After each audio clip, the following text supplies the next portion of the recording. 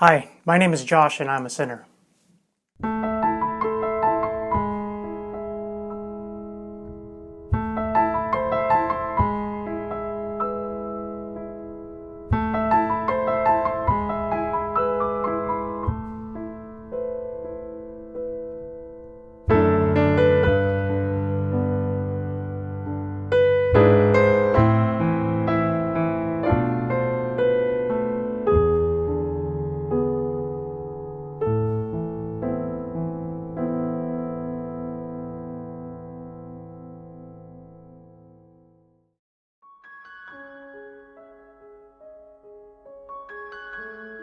About 10 years ago, I thought I was going to die.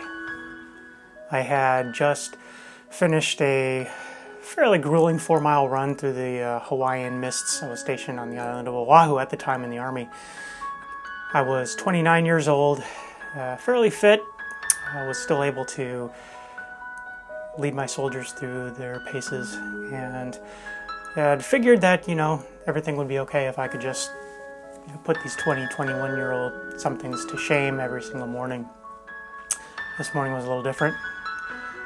I remember I walked over to my Ford Explorer, found a nice inconspicuous place between that and another vehicle in a nice secluded pile of grass, and emptied the contents of my stomach onto the ground. I kind of recoiled in shock and horror as I looked into the puddle of vomit on the ground and noticed some bright red streaks in it.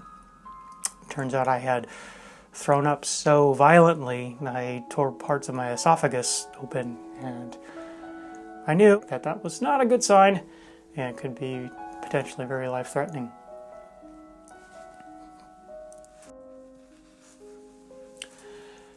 How did I get here? I asked myself. I'm gonna die. Hi, my name is Josh, and I'm an alcoholic.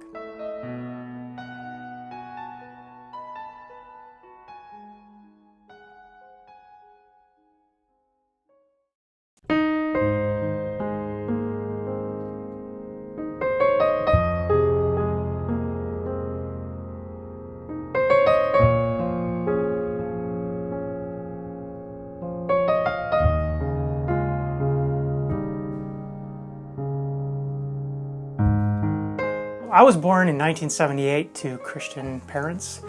They had been saved at the kind of tail end of the Jesus Freak movement in Southern California surf culture in the mid to late 70s. My parents raised me from birth, basically, to always believe in God. From infancy, I've always never doubted the existence of God. I've always known about the problem of sin. I've known about the way to overcome that problem of sin through the person and work of Jesus Christ. I had always understood the fact that I could not, through my own works, ever earn my way to be right with God. I had all the advantages and disadvantages of a proper Christian upbringing. The disadvantages kind of being is never having a clear-cut moment, a line of departure, if you will, from the time I entered out of the realm of darkness and into the realm of light. There was no road to Damascus moment, a clear shining light and a voice from heaven saying, "Josh, come to me." And thereafter everything was fine and wonderful and crystal clear. I had always a very solid grasp on biblical doctrine, but they were mostly intellectual pursuits. I understood what grace was. I understood what salvation was. I understood what redemption was. I could define the word propitiation for you from a very early age. Because I always had an insatiably curious mind, I tackled all these subjects with vigor and gusto and enjoyed them. But at the same time, I always had this lingering fear, terror of death, because I knew where sinners would go, where we're all going. If it were not for God's love, we're all going to hell. And I was terrified of that fact.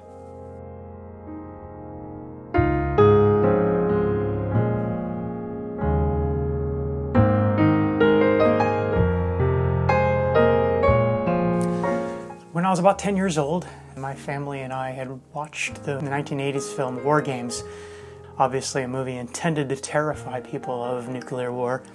And I remember going to bed. For some reason I was sleeping in the living room couch. I'm not exactly sure why. But in the middle of the night, there was probably the most terrifying thunderstorm that I had ever experienced. And I was in sound sleep and dreaming about the movie. And out of nowhere there came this tremendous bolt of lightning and the instantaneous thunderclap that shook me awake from my dream, from my sleep. And I thought that at that moment there had been a nuclear bomb that had gone off in my town and I was going to die. And I screamed at the top of my lungs. My mom came running out of her bedroom to come comfort me as moms will. And I was just remember crying in her arms, talking about how I don't want to die, how I know I'm going to go to hell. And my mom tried to do her best to comfort me, saying, "Don't worry, Josh, you're not going to go to hell. What does God promise us if we ask Him?" And I intellectually, of course, knew that, but there was something in my heart that didn't quite accept it.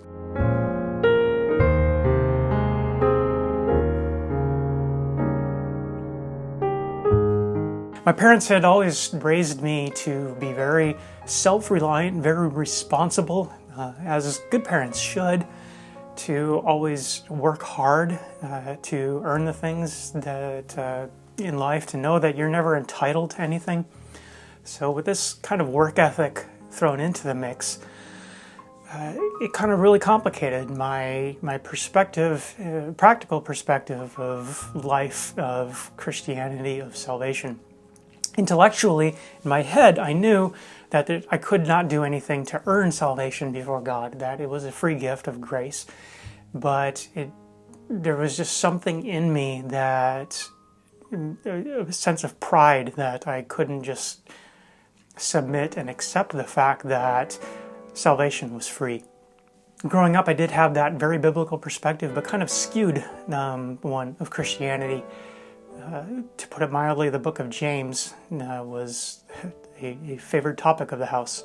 Faith without works is dead, the book says. And my parents always emphasized that fact. Growing up, I remember being pretty discouraged a lot of the times. My walk with God was always one of starting off from a period of despair and terror of hell and eternity to falling on my knees, begging God's forgiveness, asking Christ into my life, and followed by a short period of time, several days, several weeks of joy, of elation, of assurance of salvation, of practicing good works as fruits of repentance, and followed thereafter by a inevitable fall into sin, into some sinful practices and habits that had a hold of me, and followed thereafter by rebuking and correction by my parents.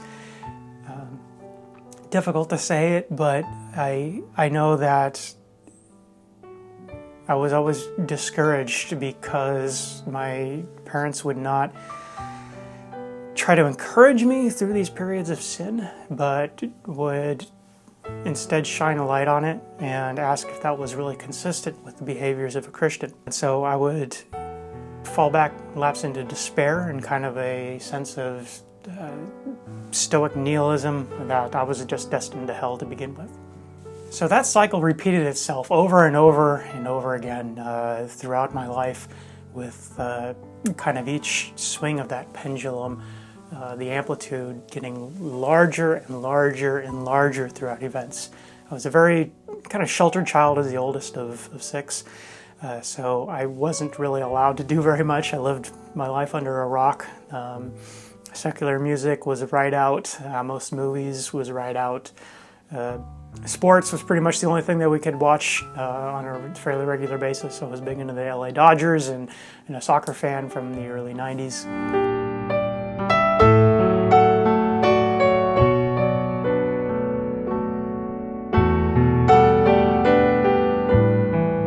Come 1997, when I graduated high school, I was kind of released out onto the world and heavily partook in all of the carnal pleasures of the world as I was finally free out from under my parents' thumb and their supervision and dictatorial guidance. And I ended up joining the Army in 1999. Got out of basic training, and the life of the Army was you party hard and you work hard. If you could hack it through the morning runs and physical training, then it didn't matter what you did to your body the night before. So I was a fairly heavy social drinker. Unfortunately, it felt very normal because that's what all my friends were doing. That's what, therefore, I did. I went to Germany for my first duty assignment in 2001 and met my future wife there, and still heavily partook of the drinking culture in the Army, and only exacerbated by being in Germany. We got married in 2002 and moved to North Carolina as my next duty assignment, and continued my drinking career there. I'd always been able to kind of compartment things to keep my social party lifestyle outside of the realms of professional lifestyle. Was a really good soldier, received accolades for it. But the worrying signs were there that it was getting a little out of control. Had a lot of verbal arguments with my wife. Had one instance where it kind of got a little bit out of control, and I ended up pushing her, and kind of woke me up to the fact that, you know, I had a big problem, but I didn't really recognize it as a significant problem back then. We moved to Hawaii in 2005, and it was a wonderful place to be in, wonderful weather, but a very difficult job assignment, and really poor leadership within my unit. I deployed in 2005, late 2005, to Iraq. At first, the deployment was fairly nondescript. I was happy with it because I didn't want to be out in the stuff, in dangerous situations. So my job was, taking care of operations in the rear.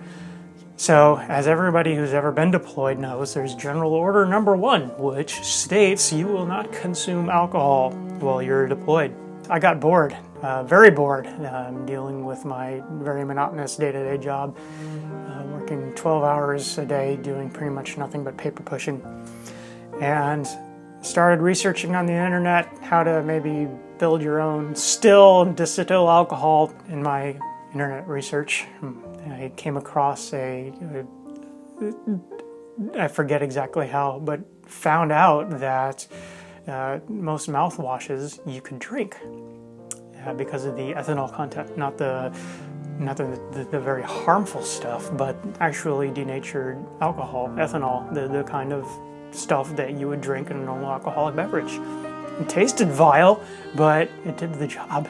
And for the most part, people thought I just had really good breath. I was sent out into Al-Anbar province, into where really bad stuff was happening, to take charge of a team. I quit the habit and concentrated on doing my job and keeping my soldiers alive. And thank God they all came home. However, when I got back from Iraq in 2006 and went back to Hawaii, the normal readjustments were everything as predicted, and the elation of being alive, the constant partying to celebrate that fact. And about 3 months in, I had panic attacks and anxiety issues. Something that would crash around me would send me instantly scurrying to go find cover. Hawaiians like to shoot off fireworks constantly, so pretty much every single night there would be fireworks going off. I would just simply move away from the windows and into an interior room. And when questioned about it, I actually had to think about what I was doing, and I guess subconsciously it sounded like AK-47 fire, so I removed myself from the dangerous situation. The anxiety was pretty bad, and of course my drinking only made it worse. I began distancing myself from my wife. I had again gotten to the point where she was extremely concerned about it and asked me to stop, and so I did. Nudge, nudge, wink, wink. Instead of drinking the typical Jack Daniels and Budweisers and things like that, I started drinking the mouthwash again. I was a smoker at this time, so it was very convenient for me just to go outside, walk up to where my truck was and have a cigarette, and then rinse my mouth out with mouthwash. So I descended into this really bad spiral. At this time we were expecting our first child. It was a very difficult pregnancy. Didn't have any help from my unit. So it was just really bad situations and made 10 times infinitely worse by my drinking. In early 2008, I went over on an exercise into Korea where, again, General Order Number 1 was in effect. I had a 2-week shift of, I had to take a night shift, which was a complete, 12-hour reversal of my normal routine. And I couldn't get through the first night because I actually had developed, by this time, the DTs, the actual shaking of my hand. So I had to sneak back to our barracks and, take a quick swig of mouthwash just to steady the nerves and get through it. I made it through those 2 weeks. At the end of the 2 weeks, of course, you're in Korea, you have an exercise and it's done, and you have a couple days off. So went out and partied it up, heavily partook in the soju with my friends and such. And it was pretty bad, pretty out of control. Had a couple times where I actually blacked out, which was the first for me. I got so hammered the night before that we left, that we're scheduled to leave, that when waking up, I had forgotten to bring my orders. And so there I was at Incheon Seoul International Airport without my orders, with everybody from my unit getting on the plane, and I had to miss movement, which is a unforgivable offense in the military. And so my neatly compartmented social life and professional life had irrevocably been crossed and smashed at this point. I made it onto the flight the next day, had a layover in Tokyo, and really only the last thing I remember is getting a bottle of Johnny Walker from the duty-free shop there. And I must have consumed pretty much the entire thing on the flight from Narita to Honolulu International Airport. I know that the stewardesses had to wake me up out of the airplane seat to kind of help me off the plane. I fell asleep in customs and immigration and had to be woken up by the TSA folks there, Border Patrol there. I had to be woken up by my ride, my soldier, my own soldier in my own squad, who came in on her off-duty hours to come pick me up. Had to come in and wake her boss up and drag him back home. I walked into my house and my wife knew something had been pretty amiss. She had been planning to leave me for obvious reasons. I'd been just emotionally abusive, completely distant, and it would do nothing but escape into my alcohol stupor. She found the receipt for the bottle of Johnny Walker, and at this point I knew the gig was up. That secret life was over, completely over, and I spilled my guts to her. It was lots of tears, and it was painful, and I then dried out. Took 3 or 4 days while working, actually, and dealing with the consequences of the missed flight, and got through that. My unit allowed me to find help, refer myself, if you will, rather than mandate it for me, which would have been detrimental to my career. And so I did, but at the same time, I was scheduled to move to my next duty station in Germany, so my issues kind of got lost in the shuffle. We went to Germany in 2008. I was a typical dry drunk, white-knuckling it the entire time. Didn't pay any attention to the kind of recovery things that I really needed to do. Didn't pay attention to the spiritual aspect of it. But I was okay. I was even trying to quit smoking at this time. I took a 2-week trip to England. At this point, I was just bored again. and thought, hey, I'm in England, they have good beer here and stuff. I'll just take a 2-week vacation from my sobriety. And for the most part, it was great. I handled it very well, had a few beers every night, didn't get out of control, didn't get drunk, and woke up the next day and went to my classes and went out with the guys a couple times and had a good time. I was very responsible. And so I thought, hey, this is wonderful. I got it licked. I can be responsible with my alcohol use. Inside me, there was something wrong because I knew that my wife would find out because I couldn't keep a lie anymore. And so I had that specter hanging over me the entire time, and it just would get worse and worse and worse as the days would come closer to coming home. I was scheduled to come home the day before my son's first birthday. So my family was staying with my wife's mother in the Frankfurt, Germany area. The plan was for me to come home and then drive up there that night and celebrate the birthday, my son, the next day. And when I got home, I couldn't do it. I was so guilt-ridden, I couldn't do it. And so I drank. I took that entire weekend and came up with some ridiculous excuse that I can't even remember and sent it off to my wife, who knew something was going on. And I drank myself silly that weekend because I knew I couldn't face reality. Throughout this, I was in communication with my mom and dad, and they gave me encouragement to try to beat this, to whip this, to know that I need to find some help though. They encouraged me to come clean. I did with my wife. It was not good, to put it mildly. I called in sick on Monday morning when I was supposed to come back to work. This time I was fairly high ranking, Sergeant First Class, and could kind of do those things in the big boy unit that I was now with. Managed to do that, and actually that last night I purposefully drank myself up enough courage to reach out to a person in my unit who I had been with in England, and I emailed him and said, Nate, don't let me get out of this, but I need help. You need to make sure that you come pick me up tomorrow morning and take me to the Army Substance Abuse Program.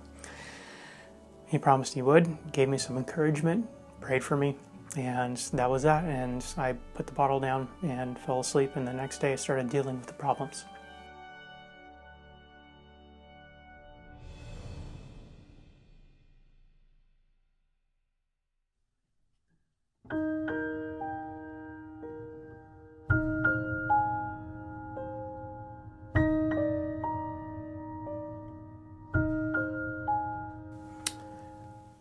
Thankfully and wonderfully, my unit was supportive and got me the help that I needed from the physical side. I was so fed up with it. At this point, I was like, put me in the drunk tank, lock me up. I don't want to have to deal with this alone. I don't want to have access. Don't trust me. So I did that for like a week. I was in a German mental hospital for a week. And it wasn't a pleasant experience. Language barrier and having to deal with a lot of stuff. After that initial phase, the Army got me into a program at Longstow Regional Medical Center, a couple hours away, where it was an inpatient rehabilitation program, the 28-day program, and I tackled that with gusto. I wanted to be sober. I wanted to live and enjoy life again. I wanted to be able to deal with my feelings in an appropriate and healthy manner. And I did that. In 2009, I went to Arizona for a school, and I was terrified of having to go away by myself again because of what had happened the last time. And I had a wonderful time. I was able to go out with my friends and to be in drinking social situations and just decline, and actually still manage to have fun. When I got back, my daughter was born, her second child, and it was another difficult pregnancy, another difficult kid, lots of screaming, colic, and crying all night.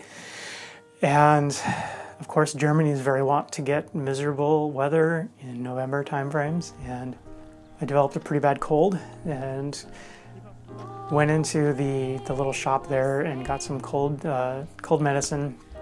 I purposefully overlooked the fact that I had a 10% alcohol content.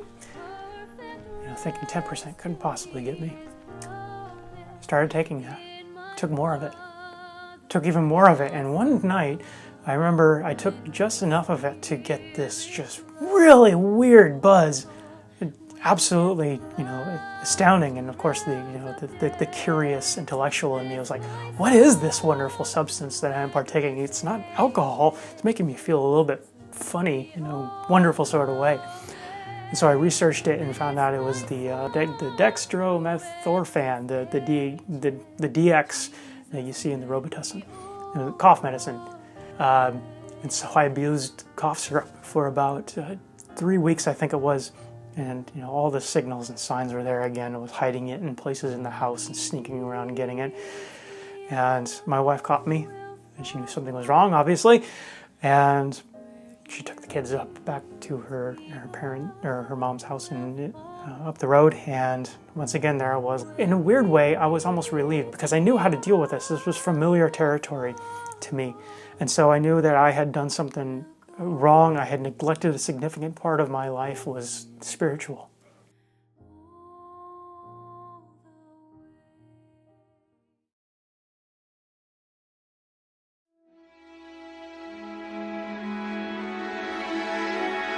The question was raised as my conscience fell, a silly little lie.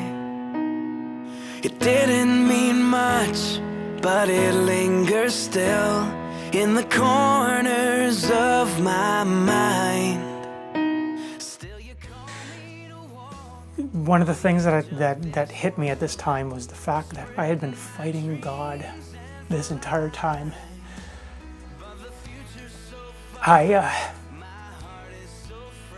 It wasn't a Saul on the road to Damascus moment, but one thing from that verse in Acts stood out for me. It was, Saul, it is hard to kick against the goads.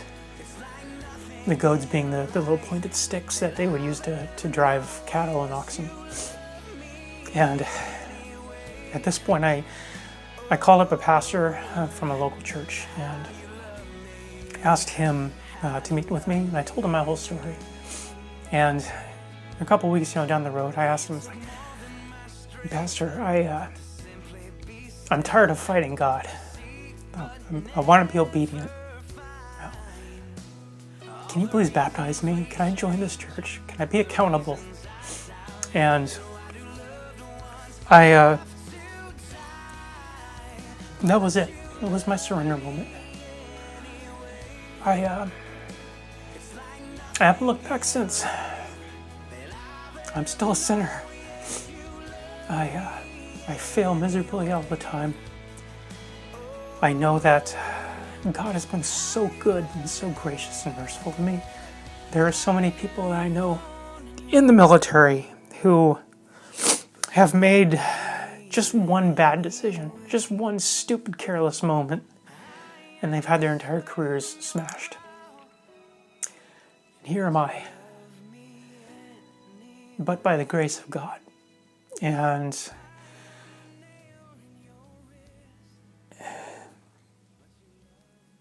here I am. But you love me anyway. It's like nothing in life that I've ever known. Yes, you love me anyway. Oh Lord, how you love me, how you love me. It took more than my strength. Not for anything I did, not for anything I could do, not for anything I should do. I don't have to earn my way to be right with God. It's just because of Christ. And for that I'm eternally grateful. My obedience to Him is not due to misplaced sense of having to please Him, to earn my way, but it's just out of love. Out of a desire to please the one who saved me, the one who's taken care of me so often. And it's only because of this, I can say that Hi, I'm Josh. I'm a recovering sinner who has been saved only by grace. The pure, undeserved grace of God. And I hope my story can help you out. I am Judas's kiss, but you love me anyway. See, now I am the man who yelled out from the crowd for your blood to be spilled on this earth-shaking ground. Yes, then I turned away with a smile on my face, with this sin in my heart, trying to bury your grace. And then alone in the night, I still called out for you, so ashamed of my life, my life, my life. But you love me anyway. It's like nothing in life that I've ever known. Yes, you love me anyway. Oh Lord, how you love me. Yes, you love me. Yes, you love me. How you love me. How you love me. How you love me.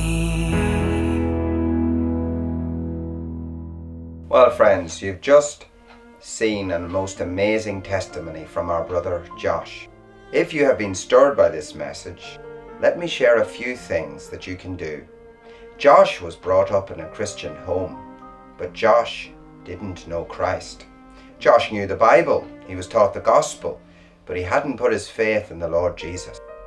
Maybe, friend, you're thinking, I'm not a Christian, or I've been brought up in a Christian home and yet I'm not a Christian yet.